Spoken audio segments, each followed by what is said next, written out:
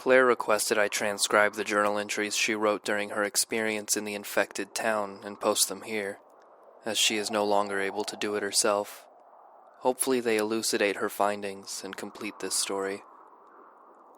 To be clear, the first of these entries picks up directly after she stopped posting on No Sleep. My own explanation of the events and why these entries are so delayed will be posted in due course. Clayton, the Voyager.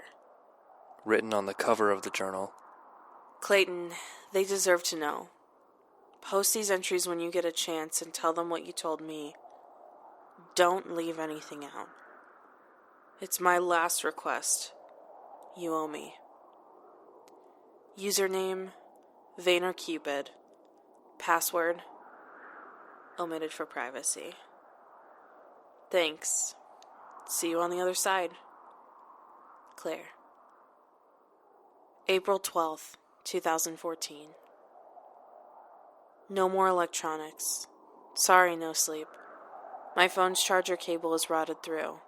Plastic withered away, wires frayed. I found it like that. Just woke up and it was like that. So my phone is dead, and my laptop is all fucked up. This whole room feels like it's rotting. I feel like I'm rotting.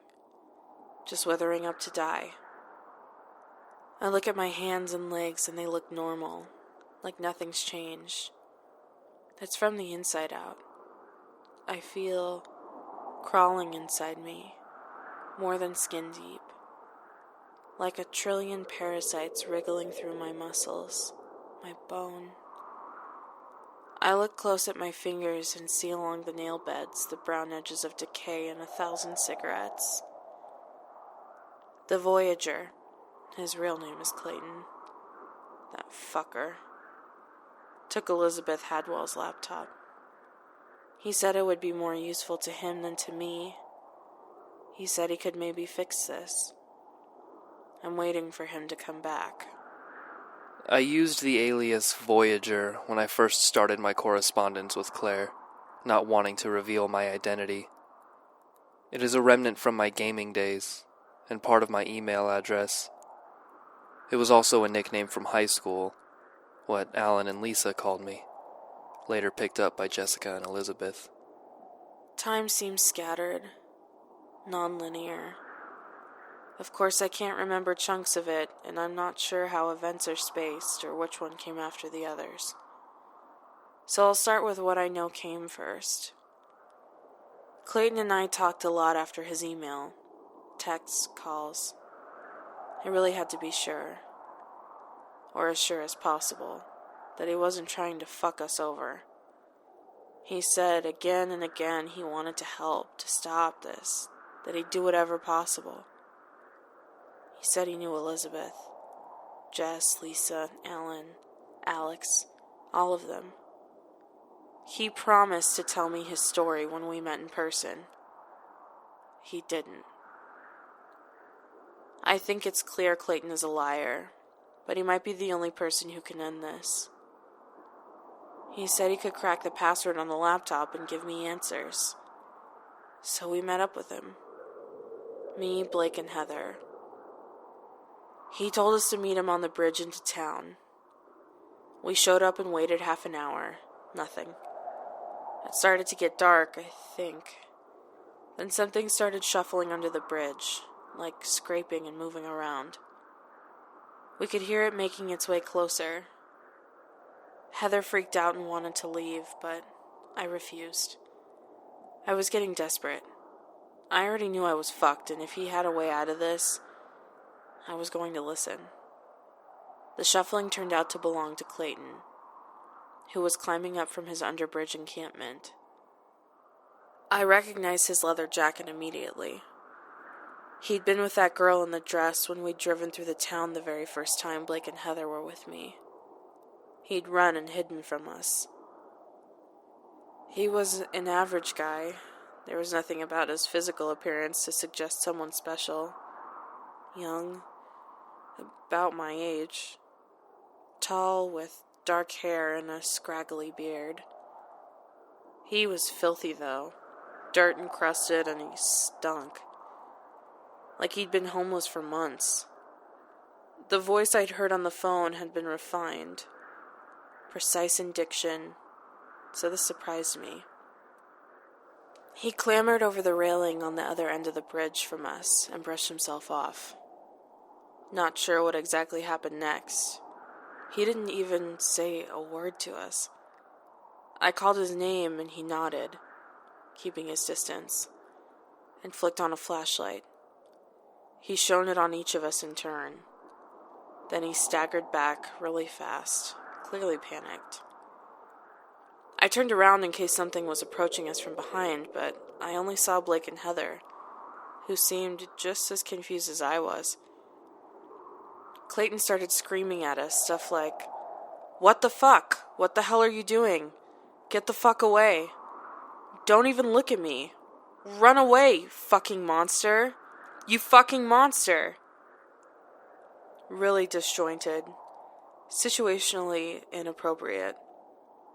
It sounded like the ramblings of a demented brain, to be honest. I realized at that point that he was insane. Then he pulled out a gun, a black pistol, took it from his waistband and pointed it right at us. Now Heather started screaming, and Clayton's yells rose to match. Then Blake started yelling too, pushing us behind him. I couldn't figure out what the fuck was happening. Fucking chaos. Blake took a couple steps towards the guy. I don't know why. Fucking idiot. The gun went off. Blake dropped to the ground. Clayton took off towards the town. The bullet went through Blake's right shoulder and grazed Heather's left ear. We were screaming even louder now, trying to stop the bleeding. I dropped next to Blake and put my hands against the wound like I'd seen in movies. Compression, right? I don't know how, but we ended up getting him in the car. Heather was bleeding and crying, but she drove as I sat with him in the back, still pressing my hands against his shoulder. He was really pale and in a lot of pain. We drove him to the hospital immediately. It was only when we were halfway there that I realized I'd dropped the laptop on the bridge. No fucking way was I going back for it, though. On top of mold and monsters and infection, we had a gun-toting maniac to deal with, too. It might even have been broken when it fell from my hands. There were no answers on it worth the risk, even if I could access them. We asked the doctors to quarantine Blake, explaining he had an infectious disease. I don't know if they did or not. He was unconscious when we left. I hated leaving him, but Heather brought up the point that we were probably doing more damage just by being in a public place. He came back to the motel a few days later, with a bunch of stitches and pain meds. He left before they wanted him to, though. He said he couldn't stay in a place with so many people, especially so many sick people. I'm sure the hospital staff thought we were weird hermit kids. Let them. That's it for now. I can't write anymore. My hand hurts. I'm so tired. April 13th, 2014? Assuming it's the next day. Could be any number of days. Weeks even. Just woke up. Might as well continue the saga. Even though I'm doubting more and more whether anyone will read it. The worst thing about this self-imprisonment is the boredom. You don't realize how much of your time is spent on the computer or your phone until you're forced to give them up. Hours pass in silence, confined to a hotel room. Blake is sleeping off the last of his pain meds. Heather is sitting silent by the window. None of us feel like talking, so I write. Maybe I'll make sense of it all, and the good thing is, if I black out, my words will be harder to delete. The night after Blake returned from the hospital, my phone was still working, and Clayton texted me a rather inscrutable phrase. Clayton. There is a fox in the henhouse. Even though I knew I might regret it, I texted him back. Since I don't have my phone and I never wrote down the conversation, this won't be word for word, but I'll transcribe it here to the best of my ability. Remember. Clayton here. Claire's account of our conversation, scribbled in her journal, was only partially accurate. Here is the exact conversation that took place between us, transcribed from my own text logs. They are word for word, I assure you. There is, after all, no reason for me to lie to you, and I don't intend to. Clayton, 1:03 a.m. There is a fox in the henhouse. Claire, 1:14 a.m. What the hell, man? You shot Blake. Leave us the fuck alone. Clayton, 1:15 a.m. I didn't mean to hurt your friend. I'm sorry. Claire, 1:18 a.m.